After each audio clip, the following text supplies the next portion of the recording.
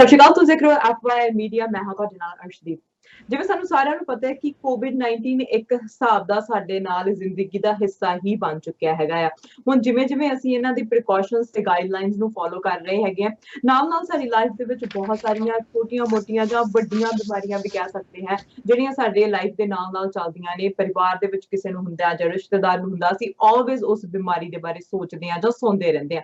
ਬਿਮਾਰੀਆਂ ਕੀ ਨੇ, ਕਿਸ ਤਰ੍ਹਾਂ ਨੂੰ ਕਿਉਰ ਕੀਤਾ ਜਾ ਸਕਦਾ ਹੈ।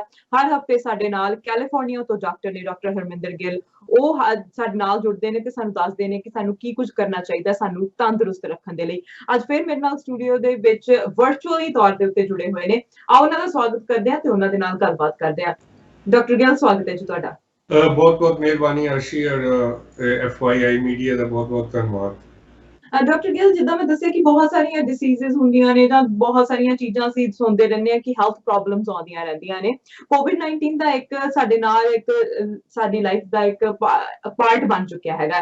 ਹੁਣ ਅਸੀਂ ਬਹੁਤ ਲੋਕਾਂ ਨੂੰ ਕਹਿੰਦੇ ਹੋਏ ਸੁਣਦੇ ਹਾਂ ਕਿ ਸਾਨੂੰ ਐਲਰਜੀ ਹੋ ਗਈ ਹੈ ਜਦੋਂ ਅਸੀਂ ਕਿਸੇ ਨੂੰ ਫੂਡ ਆਫਰ ਕਰਦੇ ਹੈਗੇ ਆ, ਜਾਂ ਕੋਈ ਚਾਹ ਜਾਂ ਦੁੱਧ ਕਹਿੰਦੇ ਆ ਕਿ ਤੁਸੀਂ ਪੀ ਲਓ, ਜਾਂ ਮਿਲਕ ਤੋਂ ਕਹਿੰਦੇ ਆ ਨਹੀਂ ਸਾਨੂੰ ਐਲਰਜੀ ਹੈਗੀ ਹੈ, ਡੇਅਰੀ ਤੋਂ ਐਲਰਜੀ ਹੈਗੀ ਹੈ। ਸੋ ਐਲਰਜੀਜ਼ ਹੁਣ ਲੋਕਾਂ ਦੇ ਵਿੱਚ ਬਹੁਤ ਹੈ, ਬੱਚਿਆਂ ਤੋਂ ਲੈ ਕੇ ਬਜ਼ੁਰਗਾਂ ਦੇ ਵਿੱਚ, ਨੌਜਵਾਨਾਂ ਦੇ ਵਿੱਚ ਐਲਰਜੀਜ਼ ਆਮ ਸੁਣਦੇ ਆ ਅਸੀਂ ਕਿ ਐਲਰਜੀ ਹੋ ਗਿਆ। ਸਭ ਤੋਂ ਪਹਿਲਾਂ ਤੁਹਾਨੂੰ ਇਹ ਦੱਸੋ ਕਿ ਐਲਰਜੀ ਹੁੰਦੀ ਕੀ ਹੈ? ਐਲਰਜੀ ਕੋਈ ਨਵੀਂ ਚੀਜ਼ ਨਹੀਂ ਹੈ। ਐਲਰਜੀ ਪਹਿਲਾਂ ਵੀ ਸੀ ਤੇ ਅੱਜ ਵੀ ਹੈ, ਕਿਉਂਕਿ ਕੀ ਹੁੰਦਾ ਸੀਗਾ ਲੋਕਾਂ ਦੇ ਵਿੱਚ ਪਹਿਲਾਂ ਜ਼ਿਆਦਾ ਇੰਨਾ ਭੈ ਨਹੀਂ ਸੀਗਾ ਜਿਸ ਤਰ੍ਹਾਂ ਕੋਵਿਡ ਤੋਂ ਪਹਿਲਾਂ। ਤਾਂ ਜੇ ਕਿਸੇ ਨੂੰ ਖੰਘ ਜ਼ੁਕਾਮ ਛਿੱਕ ਆਉਂਦੀ ਸੀ, ਕੋਲਡ ਹੁੰਦੀ ਸੀ, ਤਾਂ ਲੋਕੀ ਕਹਿੰਦੇ ਸੀ ਕੋਈ ਗੱਲ ਨਹੀਂ ਜੀ, ਸਿੰਪਲ ਜੀ ਐਲਰਜੀ ਹੈ, ਚਲੀ ਜਾਊਗੀ। ਹੁਣ ਜਦੋਂ ਅਗਲੇ ਨੂੰ ਸੁੱਕੀ ਖਾਂਸੀ ਆਉਂਦੀ ਹੈ ਜਾਂ ਛਿੱਕਾਂ ਆਉਂਦੀਆਂ ਜਾਂ ਕੋਈ ਫੀਵਰ ਹੁੰਦਾ, ਉਦੋਂ ਹੀ ਉਹਦਾ ਧਿਆਨ ਜਾਂਦਾ ਵੀ ਕਿਤੇ ਮੈਨੂੰ ਕਰੋਨਾ ਤਾਂ ਨਹੀਂ ਹੈਗਾ। ਇਸ ਕਰਕੇ ਲੋਕਾਂ ਦੇ ਵਿੱਚ ਡਰ ਜ਼ਿਆਦਾ ਹੈਗਾ। ਐਲਰਜੀ ਇੱਕ ਕਿਸਮ ਦੀ ਥੋੜੀ ਹਾਈਟਨਡ ਸਟੇਟ ਆਫ ਸੈਂਸਿਟੀਵਿਟੀ ਹੈਗੀ ਹੈ ਜੀ। ਕਿਉਂਕਿ ਕੀ ਹੁੰਦਾ ਹੈਗਾ ਐਲਰਜੀਜ਼ ਦੇ ਵਿੱਚ, ਸਾਡੀ ਬਾਡੀ ਕੋਈ ਵੀ ਜਿਹੜੀਆਂ ਐਕਸਟਰਨਲ ਸਟਿਮੂਲਾਈਜ਼ ਹੈ, ਕੋਈ ਤੁਸੀਂ ਕੈਮੀਕਲ ਹੈ ਜਾਂ ਕੋਈ ਚੀਜ਼ ਦੇ ਸਪਰਸ਼ ਦੇ ਵਿੱਚ ਆਉਣੇ ਆ, ਜਾਂ ਕੋਈ ਪੋਲਨਸ ਹੈ, ਜਾਂ ਕੋਈ ਫੂਡ ਹੈ, ਜਾਂ ਕੋਈ ਸਪੈਸ਼ਲ ਆਰਡਰਸ ਹੈ, ਉਹਨੂੰ ਹੈਲਥ ਦੋ ਕਿਸਮ ਦੇ ਰਿਸਪੌਂਸਿਸ ਹੁੰਦੇ ਆ। ਇੱਕ ਹੈਲਥੀ ਰਿਸਪੌਂਸ ਹੁੰਦਾ, ਤੁਸੀਂ ਉਹ ਤੋਂ ਟਰਨ ਅਵੇ ਹੋ ਜਾਓ। ਦੂਸਰਾ ਹੁੰਦਾ ਤੁਹਾਡੀ ਬਾਡੀ ਤੇ ਉਹਦਾ ਕੀ ਅਸਰ ਹੁੰਦਾ ਹੈਗਾ। ਕਈ ਵਾਰੀ ਜਿਹੜੀਆਂ ਨੌਨ ਹਾਰਮਫੁਲ ਚੀਜ਼ਾਂ ਹੁੰਦੀਆਂ, ਜਿਹੜੀਆਂ ਹਾਰਮਲੈਸ ਚੀਜ਼ਾਂ ਹੁੰਦੀਆਂ, ਜਿਸ ਤਰ੍ਹਾਂ ਫੂਡਸ ਹੋਏ, ਤੁਸੀਂ ਗੱਲ ਕੀਤੀ ਆ ਮਿਲਕ ਦੀ ਜਾਂ ਗਲੂਟਨ ਦੀ, ਆਮ ਸਧਾਰਨ ਲੋਕਾਂ ਵਾਸਤੇ ਤਾਂ ਜਾਂ ਮੈਜੋਰਟੀ ਆਫ ਪੀਪਲਸ ਵਾਸਤੇ ਉਹ ਚੀਜ਼ਾਂ ਹਾਰਮਫੁਲ ਨਹੀਂ ਹੈਗੀਆਂ।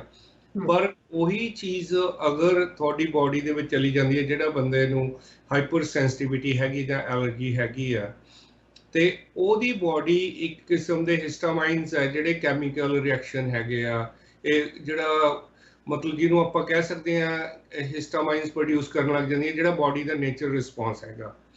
ਉਹ ਕੀ ਹੁੰਦਾ, ਉਹਦੇ ਵਿੱਚ ਤੁਹਾਡੀਆਂ ਜਿਹੜੀਆਂ ਅੱਖਾਂ 'ਚੋਂ ਪਾਣੀ ਆਉਣਾ, ਛਿੱਕਾਂ ਆਉਣੀਆਂ, ਜਾਂ ਤੁਹਾਡੇ ਸਕਿਨ ਰੈਸ਼ਿਸ ਹੋ ਜਾਣੇ, ਡਾਈਜੈਸਟਿਵ ਅਪਸੈਟ ਹੋ ਜਾਣੀਆਂ, ਕਈ ਵਾਰੀ ਨੋਸ਼ੀਏਟਡ ਫੀਲਿੰਗ ਹੋਣੀ, ਜਾਂ ਬਹੁਤ ਹੀ ਸਵੀਅਰ ਸਟੇਜ ਦੇ ਵਿੱਚ ਐਨਾਫਾਈਲੈਕਸਿਸ ਸ਼ੌਕ ਵੀ ਹੋ ਸਕਦਾ। ਤੁਹਾਡੀ ਜੀਭ ਸੁੱਜ ਜਾਂਦੀ ਹੈ, ਅਲਟੀਮੇਟਲੀ ਤੁਹਾਨੂੰ ਸਾਹ ਲੈਣ ਦੇ ਵਿੱਚ ਤਕਲੀਫ ਆਉਂਦੀ ਹੈ, ਤੁਹਾਨੂੰ ਬਲਗਮ ਜ਼ਿਆਦਾ ਨਿਕਲਦੀ ਆ, ਔਰ ਕਈ ਵਾਰੀ ਤੁਹਾਡਾ ਜਿਹੜਾ ਉਹ ਇਹ ਫੈਟਲ ਵੀ ਹੋ ਸਕਦਾ ਤੁਹਾਡੇ ਵਾਸਤੇ। ਤੇ ਇਹ ਤੁਹਾਡੀ ਬਾਡੀ ਉਸ ਚੀਜ਼ ਨੂੰ ਫਿਰ ਕੀ ਕਰਦੀ ਹੈਗੀ ਆ, ਉਹ ਰਜਿਸਟਰਡ ਕਰ ਲੈਂਦੀ ਹੈਗੀ ਆ ਵੀ ਆਹ ਚੀਜ਼ ਤੋਂ ਮੈਨੂੰ ਖਤਰਾ ਹੈਗਾ। ਉਹ ਜਦੋਂ ਵੀ ਤੁਸੀਂ ਬਾਰ-ਬਾਰ ਜਾਂ ਉਹ ਚੀਜ਼ਾਂ ਦੇ ਨੇੜੇ ਜਾਓਗੇ ਜਾਂ ਤੁਹਾਡੇ ਕੰਟੈਕਟ ਦੇ ਵਿੱਚ ਆਉਣਗੀਆਂ, ਉਦੋਂ ਤੁਹਾਨੂੰ ਉਹ ਫਿਰ ਉਸ ਤਰ੍ਹਾਂ ਦਾ ਹੀ ਰਿਸਪੌਂਸ ਤੁਹਾਡੀ ਬਾਡੀ ਪ੍ਰੋਡਿਊਸ ਕਰੂਗੀ। ਉਸ ਨੂੰ ਆਪਾਂ ਐਲਰਜੀ ਕਹਿ ਸਕਦੇ ਹਾਂ, ਜਾਂ ਇਹ ਕਹਿ ਸਕਦੇ ਵੀ ਰੋਂਗ ਆਇਡੈਂਟੀਟੀ ਹੈਗੀ ਆ। ਉਹ ਲੇਬਲ ਗਲਤ ਲਾ ਲੈਂਦੀ ਆ ਵੀ ਇਹ ਚੀਜ਼ ਕਣਕ ਹੈ ਜਾਂ ਦੁੱਧ ਹੈ, ਮੇਰੇ ਵਾਸਤੇ ਹਾਰਮਫੁਲ ਹੈ ਤੁਹਾਡੀ ਬਾਡੀ, ਤੇ ਅਦਰਵਾਈਜ਼ ਉਹ ਮੈਜੋਰਟੀ ਆਫ ਦਾ ਲੋਕਾਂ ਵਾਸਤੇ ਜਾਂ ਮੈਜੋਰਟੀ ਆਫ ਦਾ ਪੀਪਲ ਵਾਸਤੇ ਉਹ ਹਾਰਮਫੁਲ ਨਹੀਂ ਹੈ। ਜੀ, ਬਿਲਕੁਲ। ਐਲਰਜੀਜ਼ ਤਾਂ ਬਹੁਤ ਤਰ੍ਹਾਂ ਦੀਆਂ ਹੈਗੀਆਂ ਨੇ, ਪਰ ਅੱਜ ਦੇ ਪ੍ਰੋਗਰਾਮ ਦੇ ਵਿੱਚ ਅਸੀਂ ਮਿਲਕ ਤੋਂ ਤੇ ਗਲੂਟਨ ਤੋਂ ਜਿਹੜੀ ਐਲਰਜੀ ਹੈਗੀ ਉਹਦੇ ਤੇ ਫੋਕਸ ਰੱਖਾਂਗੇ। ਹੁਣ ਅਸੀਂ ਛੋਟੇ ਬੱਚਿਆਂ 'ਚ ਵੀ ਦੇਖਿਆ ਹੈਗਾ ਕਿ ਗਲੂਟਨ ਨੂੰ ਨਾਲ ਐਲਰਜੀ ਹੋ ਜਾਂਦੀ ਹੈਗੀ ਆ, ਜਾਂ ਦੁੱਧ ਨਹੀਂ ਪੀ ਸਕਦੇ ਹੈਗੇ। ਤੇ ਉਹ ਹੁਣ ਕਿੰਨਾ ਨੂੰ ਹੁੰਦੀ ਆ, ਉਹ ਕਿਉਂ ਹੁੰਦੀ ਆ? ਇਹ ਦੋਨੇ ਜਿਹੜੇ ਕੁਐਸਚਨ ਹੈਗੇ ਵੀ ਕਿਉਂ ਹੁੰਦੀ ਹੈ ਤੇ ਕਿਹੜੇ ਲੋਕਾਂ ਨੂੰ ਹੁੰਦੀ ਹੈ। ਇਸ ਤੋਂ ਪਹਿਲਾਂ ਆਪਾਂ ਬਹੁਤੇ ਡਿਟੇਲ ਦੇ ਵਿੱਚ ਜਾਈਏ ਜੀ, ਮੈਂ ਦੱਸ ਦੇਣਾ ਚਾਹੁੰਦਾ ਵੀ ਜਿਹੜੇ ਆਪਾਂ ਓਵਰ ਦੀ ਕਾਊਂਟਰ ਜਿਹੜੀਆਂ ਐਂਟੀ ਹਿਸਟਾਮਾਈਨ ਹੈ ਜਾਂ ਐਂਟੀ ਐਲਰਜਿਕ ਮੈਡੀਸਿਨ ਹੈ, ਉਹਨਾਂ ਦੀ ਸੇਲ ਪਿਛਲੇ 10 ਸਾਲਾਂ ਦੇ ਵਿੱਚ ਦੁੱਗਣੀ ਹੋ ਚੁੱਕੀ ਹੈ, ਔਰ ਇਹ ਮੋਰ ਦੈਨ $10 ਬਿਲੀਅਨ ਇੰਡਸਟਰੀ ਬਣ ਗਈ ਹੈ ਜੀ ਅੱਜ ਦੀ ਤਰੀਕ ਦੇ ਵਿੱਚ।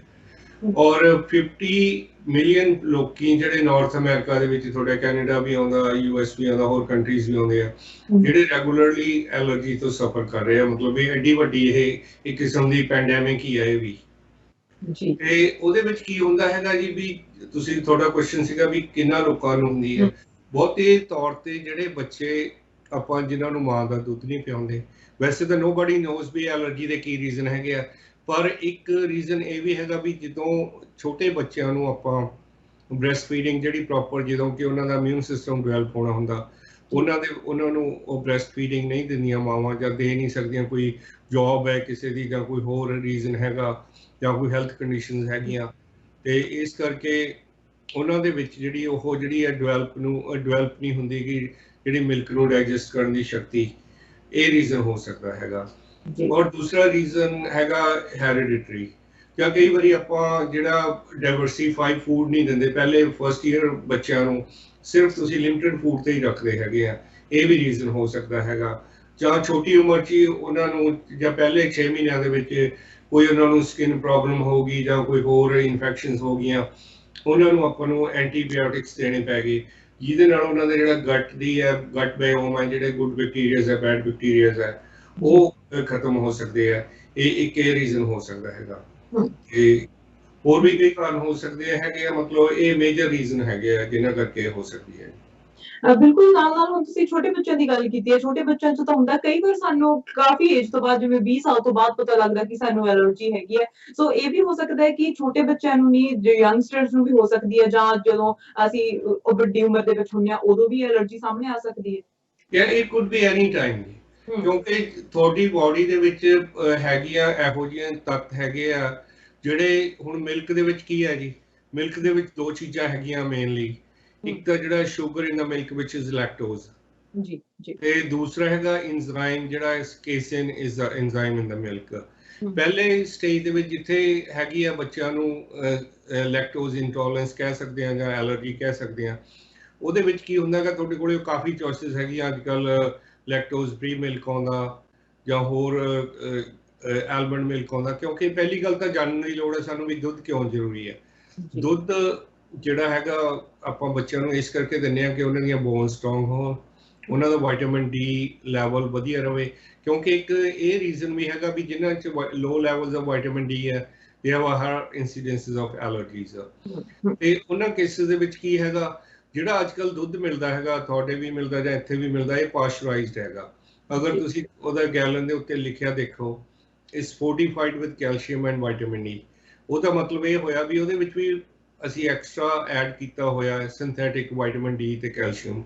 ਕਿਉਂਕਿ ਜਦੋਂ ਮਿਲਕ ਨੂੰ ਪਾਸਚਰਾਈਜ਼ ਕਰਦੇ ਜਾਂ ਹੋਮੋਜਨਾਈਜ਼ ਕਰਦੇ ਹੈਗੇ ਆ, ਉਹਦੇ ਜਿਹੜੇ ਤੱਤ ਹੈਗੇ ਆ ਵਿਟਾਮਿਨ ਡੀ ਦੇ ਜਾਂ ਐਂਜ਼ਾਈਮਸ ਆ, ਉਹ ਕਿਲ ਹੋ ਜਾਂਦੇ ਆ, ਫਿਰ ਉਹ ਆਰਟੀਫੀਸ਼ੀਅਲੀ ਐਡ ਕਰਦੇ ਆ। ਇਸ ਕਰਕੇ ਕੋਈ ਮਿਲਕ ਜਿਹੜਾ ਪਹਿਲਾਂ ਜਿਸ ਤਰ੍ਹਾਂ ਸਮਝਿਆ ਜਾਂਦਾ ਸੀਗਾ ਵੀ ਦੁੱਧ ਇੱਕ ਵਧੀਆ ਖੁਰਾਕ ਹੈਗੀ ਆ ਬੱਚੇ ਦੀ ਡਿਵੈਲਪਮੈਂਟ ਵਾਸਤੇ, ਤੇ ਉਹ ਕੋਈ ਇੰਨੀ ਵਧੀਆ ਚੀਜ਼ ਨਹੀਂ ਹੈਗੀ। ਜਿਹੜਾ mother's milk is still good diet. ਪਹਿਲੇ ਕੁਝ ਜਿਹੜੇ 5-6 ਮਹੀਨੇ ਜਾਂ 1 ਸਾਲ ਤੱਕ, ਜਾਂ ਜਦੋਂ ਤੱਕ ਉਹ ਮਿਲਕ ਕਰਦੀਆਂ ਹੈਗੀਆਂ, ਉਹਨਾਂ ਚਿਰ ਉਹਨਾਂ ਨੂੰ ਦੁੱਧ ਦੇਣਾ ਚਾਹੀਦਾ। ਜੀ ਬਿਲਕੁਲ ਡਾਕਟਰ ਗਿੱਲ, ਜਿੱਦਾਂ ਅਸੀਂ ਛੋਟੇ ਹੁੰਦੇ ਸੁਣਦੇ ਹੁੰਦੇ ਸੀਗੇ ਕਿ ਐਲਰਜੀਜ਼ ਉਦੋਂ ਬਹੁਤ ਘੱਟ ਹੁੰਦੀਆਂ ਸੀਗੀਆਂ, ਅਸੀਂ ਕਦੇ ਨਾਮ ਵੀ ਨਹੀਂ ਸੁਣਿਆ ਸੀ ਕਿ ਕਿਸੇ ਨੂੰ ਐਲਰਜੀ ਉਹ ਵੀ ਫੂਡ ਤੋਂ ਹੁੰਦੀ ਹੈ। ਕਿਉਂਕਿ ਅਸੀਂ ਜਦੋਂ ਛੋਟੇ ਬੱਚੇ, ਜੇ ਅਸੀਂ ਬੈਕ ਹੋਮ ਦੀ ਗੱਲ ਕਰੀਏ ਤਾਂ ਉੱਥੇ ਦਾ এনवायरमेंट ਦੀ ਗੱਲ ਕਰ ਲਈਏ, ਚਾਹੇ ਖੇਡਣ ਦੀ ਗੱਲ ਕਰ ਲਈਏ, ਉੱਥੇ ਮਿੱਟੀ ਦੇ ਵਿੱਚ ਖੇਡਦੇ ਹੈਗੇ ਆ ਬੱਚਿਆਂ ਨੂੰ, ਤੇ ਇਹ ਵੀ ਹੋ ਸਕਦਾ ਹੈ ਕਿ ਕਲੀਨ এনवायरमेंट ਕਰਕੇ ਵੀ ਐਲਰਜੀਜ਼ ਵੱਧ ਜਾਂਦੀਆਂ ਨੇ, ਕਿ ਕੋਈ ਪਾਰਟਿਕੂਲਰ ਫੂਡ ਕਰਕੇ ਹੀ ਹੁੰਦੀਆਂ ਨੇ। ਨਹੀਂ, ਉਹਦਾ ਰੀਜ਼ਨ ਇਹੀ ਕਿਹਾ ਜਾ ਸਕਦਾ ਜੀ ਵੀ ਪਹਿਲਾਂ ਤਾਂ ਇੱਕ ਤਾਂ ਅਵੇਅਰਨੈਸ ਲੋਕਾਂ ਦੇ ਵਿੱਚ ਇੰਨੀ ਨਹੀਂ ਸੀਗੀ, ਤੇ ਉਹ ਕਈ ਵਾਰੀ ਵੱਡੇ ਹੋਏ ਨੂੰ ਵੀ ਪਤਾ ਲੱਗਦਾ ਸੀ ਵੀ ਦੁੱਧ ਦੀ ਐਲਰਜੀ ਹੈਗੀ ਆ, ਕਿਉਂਕਿ ਟੈਸਟ ਵਗੈਰਾ ਨਹੀਂ ਸੀ ਅਵੇਲੇਬਲ, ਜਾਂ ਹੁਣ ਜਿਸ ਤਰ੍ਹਾਂ ਹੁਣ ਹੈਗੇ ਆ ਮੈਡੀਕਲ ਐਡਵਾਂਸਮੈਂਟ ਹੋਈਆਂ। ਤੇ ਦੂਸਰਾ, ਉਦੋਂ ਆਪਸ਼ਨਸ ਹੋਰ ਹੁੰਦੀਆਂ ਸੀਗੀਆਂ। ਉਦੋਂ ਇੱਕ ਤਾਂ ਮਿਲਕ ਪਾਸਚਰਾਈਜ਼ ਨਹੀਂ ਸੀ ਹੁੰਦਾ। ਹਲੇ ਵੀ ਜਿਹੜੇ ਬੱਚਿਆਂ ਨੂੰ ਦੁੱਧ ਤੋਂ ਐਲਰਜੀ ਹੈ, ਕਈ ਵਾਰੀ ਉਹਨਾਂ ਨੂੰ ਰਾ ਮਿਲਕ, ਜੇ ਬੋਇਲਡ ਮਿਲਕ ਦਿੱਤਾ ਜਾਵੇ, ਜਾਂ ਹੋਰ A2 ਪ੍ਰੋਟੀਨ ਵਾਲਾ ਮਿਲਕ ਜਿਸ ਤਰ੍ਹਾਂ ਮਿਲਦਾ ਹੈਗਾ, ਹੋਰ ਜਿਹਦੇ 'ਚ ਡਿਫਰੈਂਟ ਕਾਊਜ਼ ਦਾ ਜਿਹੜਾ ਪ੍ਰੋਟੀਨ ਹੁੰਦਾ, ਉਹ ਹਲੇ ਵੀ ਮਤਲਬ ਕਈ ਵਾਰੀ ਐਲਰਜੀ ਨਹੀਂ ਕਰਦਾ। ਤੇ ਇਸ ਕਰਕੇ ਉਦੋਂ ਇੱਕ ਤਾਂ ਮੈਡੀਕਲ ਐਡਵਾਂਸਮੈਂਟ ਨਹੀਂ ਸੀਗੀਆਂ, ਇੱਕ ਮਿਲਕ ਪਾਸਚਰਾਈਜ਼ ਨਹੀਂ ਸੀਗਾ। ਇਸ ਕਰਕੇ ਘੱਟ ਇਨਸੀਡੈਂਸਿਸ ਸੀਗੀ ਹੋਣ ਦੇ ਕੰਪੈਰੀਟਿਵਲੀ। ਇੱਕ ਜਦੋਂ ਉਦੋਂ ਹੁੰਦਾ ਸੀ ਬੱਚਿਆਂ ਨੂੰ ਥੋੜੇ ਚਿਰ ਬਾਅਦ ਤੁਸੀਂ ਪ੍ਰੋਪਰ ਫੂਡ ਤੇ ਜਿਹੜੇ ਕਿ ਉੱਥੇ ਅਵੇਲੇਬਲ ਹੁੰਦੇ ਸੀ, ਨੈਚੁਰਲ ਫੂਡ ਹੁੰਦੇ ਸੀ, ਬਹੁਤਾ ਸਟੋਰਡ ਜਾਂ ਪ੍ਰੋਸੈਸਡ ਫੂਡ ਦਾ ਰਿਵਾਜ ਨਹੀਂ ਸੀ। ਇਸ ਕਰਕੇ ਉਹਨਾਂ ਦਾ ਜਿਹੜਾ ਇਮਿਊਨ ਸਿਸਟਮ ਆ ਉਹ ਜਲਦੀ ਪਿਕਅਪ ਕਰ ਜਾਂਦਾ ਸੀਗਾ ਐਜ਼ ਕੰਪੇਅਰਟਿਵ ਨਾਊਅਡੇਜ਼। ਤੁਸੀਂ ਵੀ ਇੱਕ ਆਪਣੇ ਜਦੋਂ ਗੱਲ ਕਰ ਰਹੇ ਸੀ ਤੁਸੀਂ ਦੱਸਿਆ ਕਿ ਇੱਕ ਐਲਰਜੀ ਹੁੰਦੀ ਹੈ, ਇੱਕ ਇਨਟੋਲਰੈਂਸ ਹੁੰਦੀ ਹੈ ਨਾ, ਦੋਨਾਂ ਦੇ ਵਿੱਚ ਫਰਕ ਹੁੰਦਾ? ਯੈਸ, ਐਲਰਜੀ ਹੈਗੀ ਹੈ ਜਿੱਥੇ ਉੱਥੇ ਤੁਹਾਡਾ ਜਿਹੜਾ ਇਮਿਊਨ ਰਿਸਪੌਂਸ ਹੋਊਗਾ, ਤੁਹਾਡੀ ਬਾਡੀ ਹੈ ਜਿਹੜੀ ਉਹ ਹਿਸਟਾਮਿਨ ਕ੍ਰੀਏਟ ਕਰਦੀ ਹੈ ਜੀ। ਤੇ ਜਿਹੜੀਆਂ ਜਿੰਨੀਆਂ ਵੀ ਐਂਟੀ ਅਲਰਜਿਕ ਜਾਂ ਐਂਟੀ ਹਿਸਟਾਮਾਈਨਸ ਆਪਾਂ ਦਿੰਦੇ ਹਾਂ ਉਹਨੂੰ ਸਲੋ ਡਾਊਨ ਕਰਨ ਵਾਸਤੇ, ਕਿਉਂਕਿ ਇੱਕ ਕਿਸਮ ਦਾ ਉਹ ਸੈਲੂਲਰ ਰਿਸਪੌਂਸ ਹੈਗਾ, ਤੁਹਾਡੀ ਬਾਡੀ ਦੀ ਫਾਈਟਿੰਗ ਕੈਪੇਬਿਲਿਟੀ ਹੈਗੀ ਆ ਤੇ ਉਹਨੇ ਕਰਨਾ ਉਹ ਤੁਹਾਡੀ ਸਕਿਨ ਰੈਸ਼ਿਸ ਹੋ ਜਾਣਗੇ ਜਾਂ ਹੋਰ ਹੋ ਜਾਣਗੇ। ਜਿਹੜੀਆਂ ਫੂਡ ਇਨਟੋਲਰੈਂਸਿਸ ਹੈਗੀਆਂ ਉਹ ਕੋਈ ਬਹੁਤੀਆਂ ਸਵੀਅਰ ਨਹੀਂ ਹੁੰਦੀਆਂ ਮੋਸਟਲੀ। ਉਹਦੇ ਵਿੱਚ ਕਈ ਵਾਰੀ ਜੇ ਜ਼ਿਆਦਾ ਫੂਡ ਕੰਜ਼ਿਊਮ ਕਰਦੇ ਆ, ਜਿਵੇਂ ਤੁਸੀਂ ਗੱਲ ਕੀਤੀ ਹੈ, ਜੇ ਕਿਸੇ ਨੂੰ ਹੈਗੀ ਆ ਲੈਕਟੋਜ਼ ਇੰਟੋਲਰੈਂਸ ਹੈਗੀ ਜਾਂ ਮਿਲਕ ਐਲਰਜੀ ਹੈਗੀ ਆ, ਜੇ ਉਹ ਥੋੜਾ ਦੁੱਧ ਕੁਝ 2-4 ਚਮਚੇ ਪੀ ਲੈਂਦਾ ਤਾਂ ਉਹਨੂੰ ਉਹ ਜਿਹੜੀ ਸੈਂਸਿਟੀਵਿਟੀ ਆ ਉਹ ਵਰਗਾ ਹੀ ਰਿਸਪੌਂਸ ਹੋਊਗਾ, ਨਾ ਕਿ ਜਿਹੜਾ ਐਲਰਜੀ ਵਾਲਾ ਟੋਟਲ ਐਲਰਜੀ ਰਿਸਪੌਂਸ ਹੋਊਗਾ। ਓਕੇ, ਨਾਲ ਹੁਣ ਜਦੋਂ ਕਿਸੇ ਨੂੰ ਐਲਰਜੀ ਹੁੰਦੀ ਹੈ, ਚਾਹੇ ਉਹ ਗਲੂਟਨ ਤੋਂ ਹੋਵੇ ਜਾਂ ਮਿਲਕ ਤੋਂ ਹੋਵੇ, ਉਹਦੇ ਸਾਈਨ ਤੇ ਸਿੰਪਟਮ ਕੀ ਹੋਣਗੇ? ਉਹਦੇ ਵਿੱਚ ਪਹਿਲੀ ਗੱਲ ਤਾਂ ਜੀ ਜਦੋਂ ਵੀ ਉਹ ਕਿਸੇ ਫੂਡ ਦੇ ਨੇੜੇ ਜਾਣਗੇ, ਹਾਲਾਂਕਿ ਉਹ ਪੀਣਾ ਤਾਂ ਬਾਅਦ ਦੀ ਗੱਲ ਰਹੀ, ਉਹਨਾਂ ਨੂੰ ਡਿਸਕੰਫਰਟ ਹੋਊਗੀ, ਉਹਨਾਂ ਨੂੰ ਉਹਦੀ ਸਮੈਲ ਉਸ ਫੂਡ ਦੀ ਚੰਗੀ ਨਹੀਂ ਲੱਗੂਗੀ। ਕਈ ਵਾਰੀ ਉਹਦੇ ਟੱਚ ਕਰਨ ਦੇ ਨਾਲ ਹੀ, ਜਿਵੇਂ ਜਿਹੜੇ ਬੰਦੇ ਨੂੰ ਗਲੂਟਨ ਇੰਟੋਲਰੈਂਸ ਹੈ, ਜੇ ਔਰਤਾਂ ਦੇ ਵਿੱਚ ਹੈਗੀ ਆ, ਆਟਾ ਗੁੰਨਣ ਵੀ ਲੱਗਣਗੀਆਂ ਜਾਂ ਉਹ ਛਾਨਣ ਲੱਗਣਗੀਆਂ ਆਟਾ, ਜਾਂ ਆਟਾ ਟ੍ਰਾਂਸਫਰ ਕਰਨਗੀਆਂ ਪਰਾਤ ਦੇ ਵਿੱਚ ਜਾਂ ਪਕਾਉਣ ਵੇਲੇ, ਉਦੋਂ ਵੀ ਉਹਨਾਂ ਨੂੰ ਥੋੜੀ ਜਿਹੀ ਡਿਸਕੰਫਰਟ ਫੀਲਿੰਗ ਹੋਊਗੀ।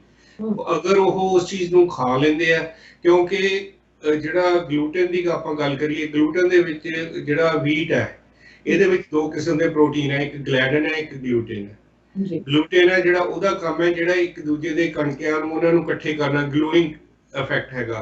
ਤੇ ਜਿਹੜਾ ਗਲੈਡਨ ਹੈਗਾ ਉਹ ਇੱਕ ਸੈਪਰੇਟ ਪ੍ਰੋਟੀਨ ਹੈਗਾ।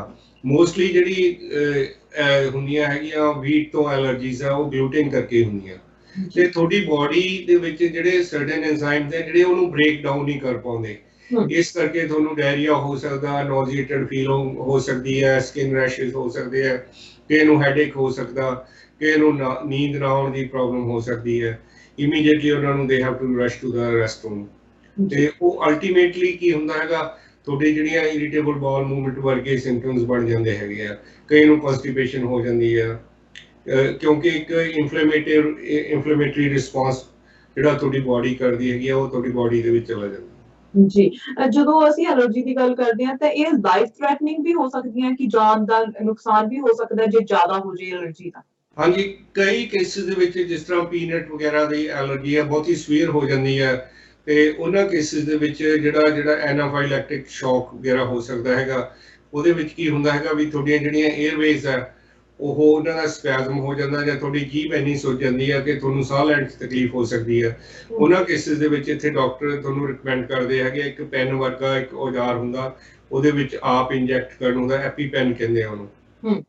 ਉਹ ਤੁਹਾਨੂੰ ਹਮੇਸ਼ਾ ਨਾਲ ਰੱਖਣ ਦੀ ਜ਼ਰੂਰਤ ਹੁੰਦੀ ਹੈ। ਮੇਰੇ ਕੋਲੇ ਕਈ ਬੱਚੇ ਉਹਨੂੰ ਲੈ ਕੇ ਆਉਂਦੇ ਹੈਗੇ, ਉਹਨਾਂ ਦੇ ਮੈਂ ਦੇਖਦਾ ਹੁੰਦਾ ਤੇ ਉਹਨਾਂ ਦੇ ਰਿਕਮੈਂਡ ਕੀਤਾ ਹੁੰਦਾ ਵੀ ਐਪੀਪੈਨ ਵਗੈਰਾ ਹੈਗਾ।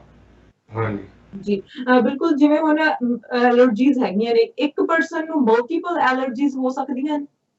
ਕਿਸ ਤਰ੍ਹਾਂ ਦੀ?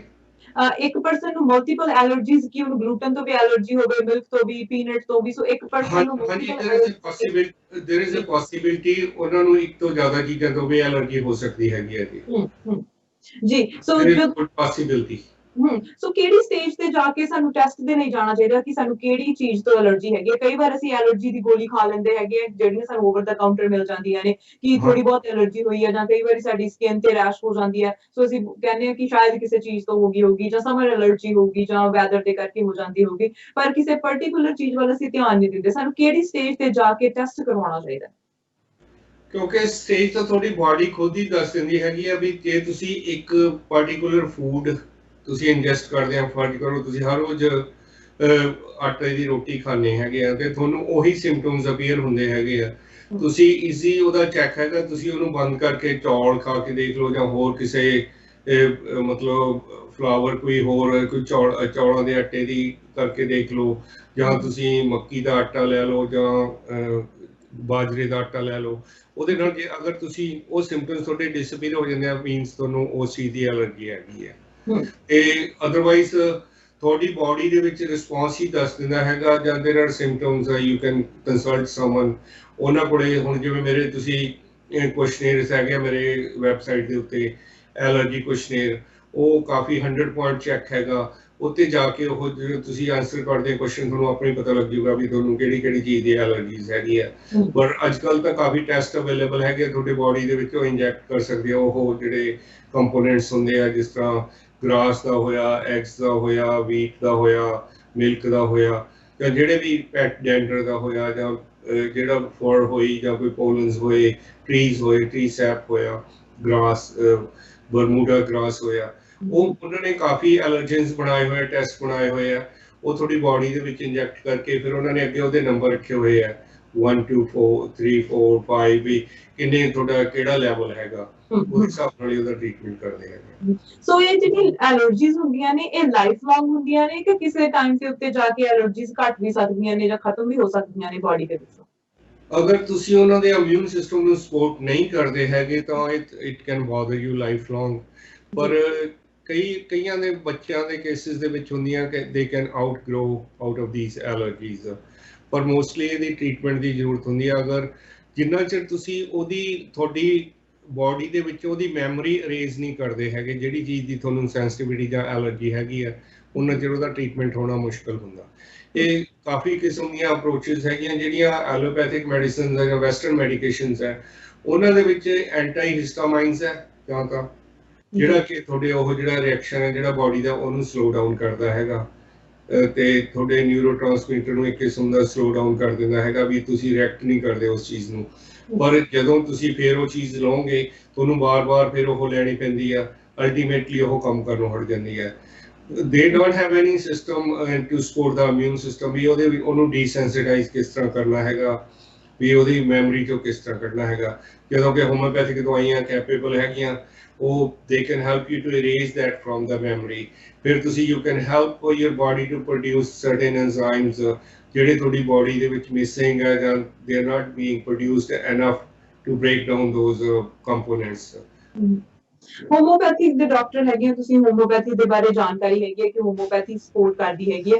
ਹੋਮੋਪੈਥੀ ਕਿਸ ਤਰ੍ਹਾਂ ਸਪੋਰਟ ਕਰਦੀ ਹੈਗੀ, ਕਿਸ ਤਰ੍ਹਾਂ ਜਿਹੜਾ ਪ੍ਰੋਸੈਸ ਹੈਗਾ, ਕਿਹੜੇ ਕਿਹੜੇ ਸਪਲੀਮੈਂਟ ਹੈਗੇ ਆ ਹੋਮੋਪੈਥੀ ਦੇ ਜਿਹੜੇ ਐਲਰਜੀ ਨੂੰ ਦੂਰ ਕਰਨ ਦੇ ਲਈ ਵਰਤੇ ਜਾ ਸਕਦੇ ਆ? ਪਹਿਲੀ ਗੱਲ ਤਾਂ ਵਿਟਾਮਿਨ ਡੀ ਜਿਹੜਾ ਬਹੁਤ ਜ਼ਰੂਰੀ ਹੈਗਾ ਜੀ। ਇਹ ਬਲੀਵ ਕੀਤਾ ਜਾਂਦਾ ਹੈਗਾ ਵੀ low levels of vitamin D ਹੈ ਜਿਹੜੇ ਉਹ the people are more susceptible to allergies. Probiotics ਹੁੰਦੇ ਜਿਹੜੇ ਤੁਹਾਡੀ ਗਟ ਬਾਇਓਮ ਨੂੰ ਚੇਂਜ ਕਰਦੇ ਹੈਗੇ ਆ, ਜਿਸ ਤਰ੍ਹਾਂ ਯੋਗਰਟ ਹੋਇਆ। ਫਿਰ ਹਨੀ ਹੈ ਜਿਹੜਾ ਲੋਕਲੀ ਪ੍ਰੋਡਿਊਸਡ ਹਨੀ ਹੈ ਜਾਂ ਮਨੂਕਾ ਹਨੀ ਹੈ। ਇਹ ਮਨੂਕਾ ਹਨੀ ਹੈ ਜਿਹੜਾ ਇਹ ਨਿਊਜ਼ੀਲੈਂਡ ਜਾਂ ਉੱਧਰਲੇ ਏਰੀਏ 'ਚ ਹੁੰਦਾ, ਟੀ ਟਰੀ ਤੇ ਜਿਹੜੀਆਂ ਪ੍ਰੋਡਿਊਸ ਕਰਦੀਆਂ ਹੈਗੀਆਂ ਬੀਜ਼। ਤੇ ਜਿਹੜਾ ਕੁਛ ਹੈਗੇ ਆ ਜਿਸ ਤਰ੍ਹਾਂ ਹੋ ਗਿਆ ਕਰਸੇਟੀਨ ਅਨਦਰ ਸਪਲੀਮੈਂਟ ਹੈਗਾ, ਬੀ ਪੋਲਨ ਹੈਗਾ। ਇਹ ਸਾਰੀਆਂ ਹੈਲਪਫੁਲ ਹੁੰਦੀਆਂ ਹੈਗੀਆਂ। ਐਕਸਰਸਾਈਜ਼ ਕਰਨ ਦੇ ਨਾਲ ਵੀ ਤੁਸੀਂ you can lower the levels of allergies.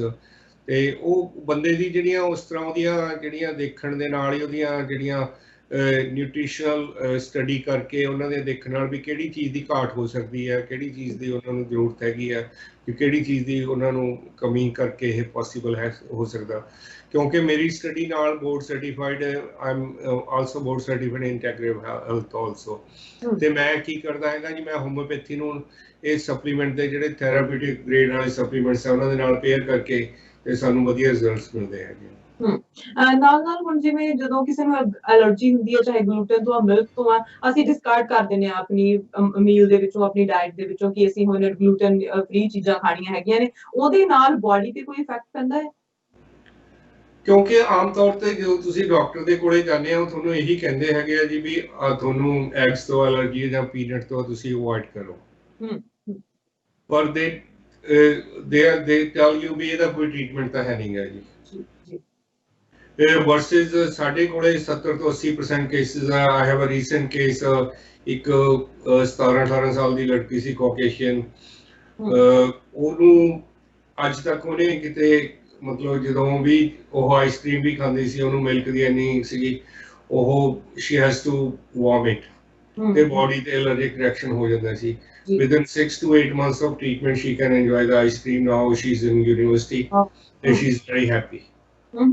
So early stage ਦੇ ਉੱਤੇ ਜੇ ਤੁਸੀਂ ਟ੍ਰੀਟਮੈਂਟ ਸਟਾਰਟ ਕਰ ਦਿੰਦੇ ਆ ਤਾਂ ਇਹਦਾ ਮਤਲਬ ਕਿ ਤੁਸੀਂ ਖਾ ਸਕਦੇ ਹੈਗੇ ਆ ਜਾਂ ਆਪਣੀ ਮੀਲ ਦੇ ਵਿੱਚ ਥੋੜਾ ਥੋੜਾ ਉਸ ਚੀਜ਼ ਨੂੰ ਜਾਂ ਮਿਲਕ ਨੂੰ, ਕਿਉਂਕਿ ਇਹਦੇ ਵਿੱਚ ਕੀ ਹੁੰਦਾ ਹੈਗਾ ਜੀ, ਪਹਿਲਾਂ ਤਾਂ ਤੁਹਾਡੀ ਬੋਡੀ ਦੇ ਵਿੱਚੋਂ ਜਿਹੜੀ ਉਸ ਚੀਜ਼ ਦੀ ਜਿਹੜੀ ਮੈਮਰੀ ਹੈ ਰੇਜ਼ ਕਰਨ ਦੀ ਜ਼ਰੂਰਤ ਹੁੰਦੀ ਹੈ, ਤੇ then homeopathic medicines help with your immune response.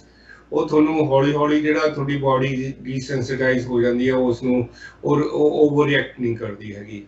ਤੇ ਫਿਰ ਅਸੀਂ ਸਲੋਲੀ ਹੌਲੀ ਹੌਲੀ ਇੰਟਰੋਡਿਊਸ ਕਰਦੇ ਹਾਂ, ਇੱਕਦਮ ਨਹੀਂ ਇੰਟਰੋਡਿਊਸ ਕਰਦੇ। ਤੇ ਕਈ ਵਾਰੀ ਤੁਹਾਨੂੰ ਇਸ ਚੀਜ਼ ਨੂੰ ਸਾਰੇ ਪ੍ਰੋਸੈਸ ਨੂੰ 6 ਤੋਂ 8 ਮਹੀਨੇ ਲੱਗ ਜਾਂਦੇ ਆ, ਪਰ ਇਟਸ ਪੋਸੀਬਲ।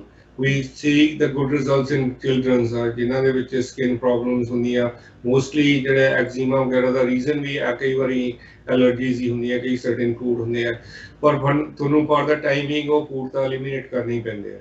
ਜੀ ਐਗਜ਼ੀਮਾ ਬਾਰੇ ਵੀ, ਸੀਜ਼ਨਲ ਐਲਰਜੀਜ਼ ਦੇ ਬਾਰੇ ਵੀ ਗੱਲਬਾਤ ਕਰਾਂਗੇ, ਪਰ ਅੱਜ ਤੁਸੀਂ ਜਿਹੜਾ ਫੂਡ ਤੇ ਗਲੂਟਨ ਬਾਰੇ ਦੱਸਿਆ ਉਹਦੇ ਲਈ ਤੁਹਾਡਾ ਬਹੁਤ ਬਹੁਤ ਧੰਨਵਾਦ। ਕੀ ਕਹਿਣਾ ਚਾਹੁੰਦੇ ਆ ਵਿਊਅਰਸ ਨੂੰ, ਜੇ ਉਹਨਾਂ ਨੂੰ ਇਹ ਐਲਰਜੀ ਹੈਗੀ ਉਹਨਾਂ ਨੂੰ ਕੀ ਕਰਨਾ ਚਾਹੀਦਾ, ਕੀ ਚੀਜ਼ ਧਿਆਨ ਦੇ ਵਿੱਚ ਰੱਖਣੀ ਚਾਹੀਦੀ ਹੈ? ਕਿਉਂਕਿ ਹੋਮਿਓਪੈਥੀ ਇਜ਼ ਬਿਕਮਿੰਗ ਪਪੂਲਰ ਮੋਡੈਲਿਟੀ। ਤੁਸੀਂ ਦੇਖੋ ਨਾ, ਓਵਰ ਦੀ ਕਾਊਂਟਰ ਅੱਜ ਤੋਂ 8-10 ਸਾਲ ਪਹਿਲਾਂ ਕੋਈ ਹੋਮਿਓਪੈਥਿਕ ਰੈਮਡੀਜ਼ ਨਹੀਂ ਸੀ ਹੁੰਦੀਆਂ। ਹੁਣ ਤੁਸੀਂ ਇੱਥੇ ਵਾਲਗ੍ਰੀਨ ਜਾਂ ਤੁਹਾਡੇ ਲੰਡਨ ਡਰੱਗ ਹੈ ਜਾਂ ਹੋਰ ਸਟੋਰਸ ਤੇ ਵੀ ਜਾਂਦੇ ਹੋ, ਓਵਰ ਦੀ ਕਾਊਂਟਰ ਤੁਹਾਨੂੰ you will find the homeopathic remedies next to it. ਉਹ ਜਿਹੜੀਆਂ ਹੈਗੀਆਂ ਓਵਰ ਦੀ ਕਾਊਂਟਰ ਜਾਂ ਜਿਹੜੀਆਂ ਮੈਡੀਕੇਸ਼ਨਸ ਹੁੰਦੀਆਂ, ਉਹ ਦੇ ਆਰ ਸਿਮਿਲਰ ਟੂ ਮਤਲਬ ਜਿਹੜੀਆਂ ਐਂਟੀ ਹਿਸਟਾਮਾਈਨ ਜਾਂ ਐਂਟੀ ਐਲਰਜਿਕ ਹੁੰਦੀਆਂ, ਉਹ for the time being effect ਕਰਦੀਆਂ। ਅਗਰ ਤੇ ਉਹ ਪਰਮਾਨੈਂਟ ਇਲਾਜ ਚਾਹੁੰਦੇ ਤਾਂ ਦੇ ਸ਼ੁਡ ਕੰਸਲਟ ਸਮ ਹੋਮਿਓਪੈਥ, ਜਿਹੜਾ ਵੀ ਉਹਨਾਂ ਦਾ ਟਰਸਟਵਰਦੀ ਹੈਗਾ ਜਾਂ ਜਿਹੜੇ ਨੇੜੇ ਹੈਗਾ। ਤੇ it's never too late to get the second opinion. Thank you so much doctor Gill. Okay ਜੀ, ਮਿਹਰਬਾਨੀ। ਬਿਲਕੁਲ ਗੱਲਬਾਤ ਹੋਈ ਅੱਜ ਡਾਕਟਰ ਗਿੱਲ ਨਾਲ, ਜਿਨ੍ਹਾਂ ਨੇ ਐਲਰਜੀਜ਼ ਦੇ ਬਾਰੇ ਦੱਸਿਆ। ਜੇ ਤੁਸੀਂ ਚਾਹੁੰਦੇ ਆ ਕਿ ਹੋਮੋਪੈਥਿਕ ਦਾ ਇਲਾਜ ਕਰਵਾਇਆ ਜਾਵੇ ਜਾਂ ਤੁਸੀਂ ਚਾਹੁੰਦੇ ਆ ਕਿ ਸਾਡਾ ਇਲਾਜ ਹੋਮੋਪੈਥੀ ਦੇ ਜਰੀਏ ਹੋਏ, ਤਾਂ ਤੁਸੀਂ ਡਾਕਟਰ ਗਿੱਲ ਨੂੰ ਕੰਟੈਕਟ ਕਰ ਸਕਦੇ ਹੋ। ਇਨਫੋਰਮੇਸ਼ਨ ਸਾਡੀ ਸਕਰੀਨ ਤੇ ਆਲ ਦ ਟਾਈਮ ਚੱਲਦੀ ਰਹਿੰਦੀ ਹੈਗੀ ਹੈ। ਤੁਸੀਂ ਇਹਨਾਂ ਦੇ ਨਾਲ ਕੰਟੈਕਟ ਕਰ ਸਕਦੇ ਹੋ ਜਾਂ ਕਿਸੇ ਵੀ ਹੋਮੋਪੈਥਿਕ ਡਾਕਟਰ ਦੇ ਨਾਲ ਕੰਟੈਕਟ ਕਰ ਸਕਦੇ ਹੈਗੇ ਆ। ਆਪਣਾ ਰੱਖੋ ਖਿਆਲ, ਕਿਉਂਕਿ ਜੋ ਸਿਹਤ ਦਾ ਖਿਆਲ ਰੱਖਦਾ ਤਾਂ ਹੀ ਅਸੀਂ ਸਾਰਾ ਕੁਝ, ਸਾਰੀਆਂ ਕੁਦਰਤ ਦੀਆਂ ਚੀਜ਼ਾਂ ਹੈ ਉਹ ਮਾਣ ਸਕਦੇ ਹੈਗੇ ਆ। ਸੋ ਆਪਣਾ ਰੱਖੋ ਖਿਆਲ। ਮੈਨੂੰ ਅਰਸ਼ਦੀਪ ਨੂੰ ਦਿਓ ਇਜਾਜ਼ਤ। ਸਤਿ ਸ਼੍ਰੀ ਅਕਾਲ।